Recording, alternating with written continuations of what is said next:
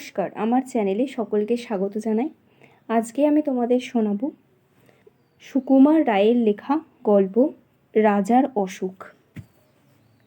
এক ছিল রাজা। রাজার ভারী অসুখ। ডাক্তার, বদ্যি, হাকিম, কবিরাজ সব দলে দলে আসে আর দলে দলে ফিরে যায়। অসুখটা যে কী তা কেউ বলতে পারে না।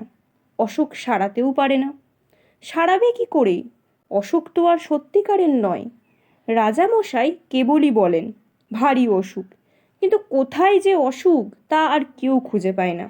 কত রকমের কত ওষুধ রাজামশাই খেয়ে দেখলেন, কিছুতেই কিছু হলো না।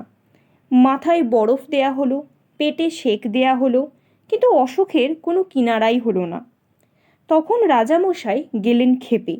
তিনি বললেন, দূর করে দাও এই অপদার্থগুলোকে, আর ওদের পুঁথিপত্র যা কিছু আছে সব কেড়ে নিয়ে জ্বালিয়ে দাও। এমনি করে চিকিৎসকেরা বিদায় হলেন। ভয়ে আর কেউ রাজার বাড়ির দিকেও যায় না। তখন সকলের ভাবনা হলো, তাই তো, শেষটাই কি রাজামশাই বিনা চিকিৎসায় মারা যাবেন? এমন সময় কোথা থেকে এক সন্ন্যাসী এসে বললে, অসুখ সারাবার উপায় আমি জানি, কিন্তু সে ভারী শক্ত। তোমরা কি সে সব করতে পারবে? মন্ত্রী, কোটাল, সেনাপতি, পাত্র, মিত্র সবাই বলল, কেন পারবো না, খুব পারবো। জান দিতে হয় জান দেব। তখন সন্ন্যাসী বলল, প্রথমে এমন একটি লোক খুঁজে আনো যার কোনো ভাবনা নেই, যার মুখে হাসি লেগেই আছে, যে সবসময় সব অবস্থাতেই খুশি থাকে। সবাই বলল, তারপর? সন্ন্যাসী বলল, তারপর সেই লোকের গায়ের জামা যদি রাজামশাই একটা দিন পরে থাকেন, আর সেই লোকের তোষকে যদি এক রাত্রি ঘুমিয়ে থাকেন, তাহলে সব অসুখ সেরে উঠবে। সবাই শুনে বলল, এ চমৎকার কথা। তাড়াতাড়ি রাজামশাইয়ের কাছে খবর গেল। তিনি শুনে বললেন, আরে, এই সহজ উপায়টা থাকতে এতদিন সবাই মিলে করছিল কি? এইটা কারোর মাথায় আসেনি? যাও, এক্ষুনি খোঁজ করে সেই হাসিওয়ালা লোকটার জামা আর তোষক নিয়ে এসো। চারিদিকে লোক ছুটল। রাজ্যময় খোঁজ খোঁজ রব পড়ে গেল, কিন্তু সে লোকের আর সন্ধান পাওয়া যায় না। যে যায় সেই ফিরে এসে আর বলে, যার দুঃখ নেই, ভাবনা নেই, সর্বদাই হাসি মুখ, সর্বদাই খোশ মেজাজ, কই তেমন লোকের তো দেখা পাওয়া গেল না। সবার মুখে একই কথা। তখন মন্ত্রীমশাই রেগে বললেন, এদের দিয়ে কি কোনো কাজ হয়? এ মূর্খেরা খুঁজতেই জানে না। এই বলে তিনি বেরোলেন সেই অজানা লোকের খোঁজ করতে। বাজারের কাছে এক মস্ত দালানের সামনে তিনি দেখলেন মেলা লোক জমে গিয়েছে, আর একটা বুড়ো শেঠজি হাসি মুখে তাদের চাল, ডাল, পয়সা আর কাপড় দান করছেন। মন্ত্রী ভাবলেন, বাহ, এই লোকটাকে তো বেশ হাসি খুশি দেখাচ্ছে।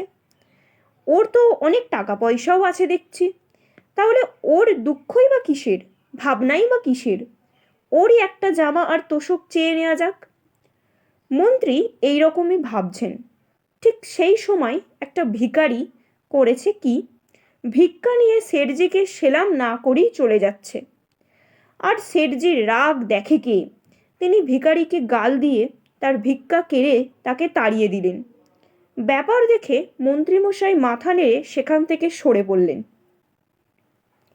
তারপর নদীর ধারে এক জায়গায় তিনি দেখলেন একটা লোক ভারী মজার ভঙ্গি করে নানা রকম হাসির গান করছে, আর তাই শুনে চারিদিকের লোকেরা হো হো করে হাসছে। মানুষ যে এত রকম হাসির ভঙ্গি করতে পারে তা মন্ত্রীমশাইয়ের জানা ছিল না।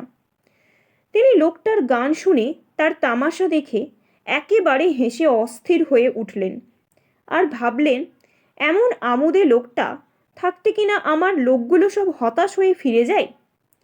তিনি পাশের একটি লোককে জিজ্ঞাসা করলেন, এই লোকটা কে হে? সে বলল, ও হচ্ছে গোবরা মাতাল। এখন দেখছেন কেমন খোশ মেজাজে আছে, কিন্তু সন্ধ্যা হইলেই ওর মাতলামি, চেঁচামেচি আর উৎপাত শুরু হয়। ওর ভয়ে পাড়ার লোক তিষ্ঠতে পারে না। শুনে মন্ত্রীমশাই গম্ভীর হয়ে আবার চললেন সেই লোকটার সন্ধানে। সারাদিন খুঁজে খুঁজে মন্ত্রীমশাই সন্ধ্যার সময় বাড়ি ফিরলেন, কিন্তু সে লোকের সন্ধান কোথাও মিলল না। এমনি করে দিনের পর দিন খোঁজ করেন আর দিনের পর দিন হতাশ হয়ে বাড়ি ফেরেন। তার উৎসাহ প্রায় ফুরিয়ে এসেছে। এমন সময় হঠাৎ এক গাছতলায় তিনি একটা পাগলা গোছের বুড়ো লোকের দেখা পেলেন। লোকটার মাথা ভরা চুল, মুখ ভরা দাড়ি, সমস্ত শরীর যেন শুকিয়ে দড়ি হয়ে গিয়েছে। মন্ত্রী বললেন, তুমি এত হাসছো কেন? সে বলল, হাসবো না? পৃথিবী বনবন করে ঘুরছে, গাছের পাতা সরে সরে যাচ্ছে, মাঠে মাঠে ঘাস গজাচ্ছে, বৃষ্টি পড়ছে, পাখিরা গাছে এসে বসছে, আবার উড়ে যাচ্ছে। এইসব চোখের সামনে দেখছি আর হাসি পাচ্ছে। মন্ত্রী বললেন, তা নয় বুঝলাম, কিন্তু শুধু বসে বসে হাসলে তো আর মানুষের দিন চলে না। তোমার কি আর কোনো কাজকর্ম নেই? ফকির বলল, তা কেন থাকবে না? সকালবেলায় নদীতে যাই, সেখানে স্নান টান সেরে লোকজনের যাওয়া আসা, কথাবার্তা, এই সব তামাশা দেখে আবার গাছতলায় এসে বসি। তারপর যেদিন খাওয়া জোটে খাই, যেদিন জোটে না খাই না।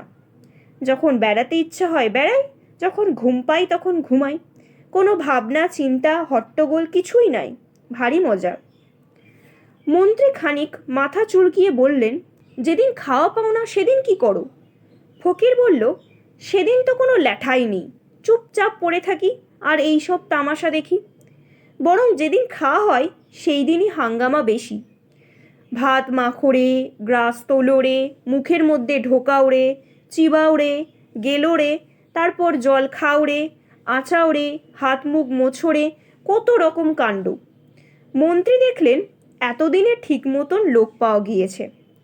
তিনি বললেন, তোমার গায়ের এক আধখানা জামা দিতে পারো? তার জন্য তুমি যত ইচ্ছা দাম নাও, আমরা দিতে প্রস্তুত আছি। শুনে লোকটা হো হো করে হাসতে লাগলো। বলল, আমার আবার জামা? এই সেদিন একটি লোক একটা শাল দিয়েছিল, তাও তো ছাই ভিখারিকে দিয়ে ফেললাম। জামাটা আমার ধারই ধারি না কোনো দিন। মন্ত্রী বললেন, তাহলে তো মহা মুশকিল। যদিও একটা লোক পাওয়া গেল, তার আবার জামা নেই। আচ্ছা, তোমার বিছানার তোশকখানা দিতে পারো? কত দাম চাও বলো, আমরা টাকা ঢেলে দিচ্ছি। এবারে ফকির হাসতে হাসতে একেবারে মাটিতে লুটিয়ে পড়ল। হাসি আর তার থামেই না। যত অনেকক্ষণ হেসে তারপর সে বলল, 40 বছর বিছানাই চোখে দেখলাম না, তা আবার তোষক আর গদি? মন্ত্রীমশাই বড় বড় চোখ করে বললেন, জামাও গায়ে দাও না, লেপ কম্বল বিছানাও সঙ্গে রাখো না, তোমার কি অসুখও করে না ছাই? ফকির বলল, অসুখ আবার কি? অসুখ টসুখ ওসব আমি বিশ্বাস করি না। যারা কেবল অসুখ অসুখ ভাবে তাদেরই কি অসুখ করে খালি? এই বলে ফকির আবার গাছে হেলান দিয়ে ঠ্যাং মেলে হাসতে লাগলো। মন্ত্রীমশাই হতাশ হয়ে বাড়ি ফিরলেন। রাজার কাছে খবর গেল। রাজা মন্ত্রীকে ডেকে পাঠালেন। তার কাছে সব কথা শুনলেন। শুনে মন্ত্রীমশাইকে বিদায় দিলেন। আবার সবাই ভাবতে বসলো, এখন উপায় কি হবে? চিকিৎসাও হলো না, অনেক কষ্টে যা একটা উপায় পাওয়া গেল সেটাও গেল ফসকে। সবাই বসে বসে ওর মুখ চায়, দীর্ঘশ্বাস ফেলে আর বলে, না, বাঁচবার উপায় দেখছি না তো। ওদিকে রাজামশাইও ভাবতে বসছেন, আমি থাকি রাজার হালি, ভালো ভালো জিনিস খাই, কোনো কিছুর অভাব নাই, লোকেরা সব সময় তোয়াজ করছে। আমার হলো অসুখ, আর ওই হতভাগ্য ফকির, যার চালচুলো কিচ্ছু নাই, জামা নাই, কম্বল নাই, গাছতলায় পড়ে থাকে, যা পায় তাই খায়, সে কিনা বলে অসুখ টসুখ কিছুই মানে না। সে ফকির হয়ে অসুখ উড়িয়ে দিতে পারলো, আর আমি রাজা হয়ে পারবো না? তার পরদিনই রাজা ঘুম থেকে উঠে পাত্র মিত্র সবাইকে ডেকে বললেন, যা হতভাগা মুখ্যগুলো, সব সভায় গিয়ে বসগে যা। তোরা কেউ কিছু করতে পারলি না। এখন এই দেখ, আমার অসুখ আমি নিজেই সারিয়ে দিয়েছি। আজ থেকে আবার সভায় গিয়ে বসবো, আর যে টু শব্দটি করবে তার মাথা উড়িয়ে দেব।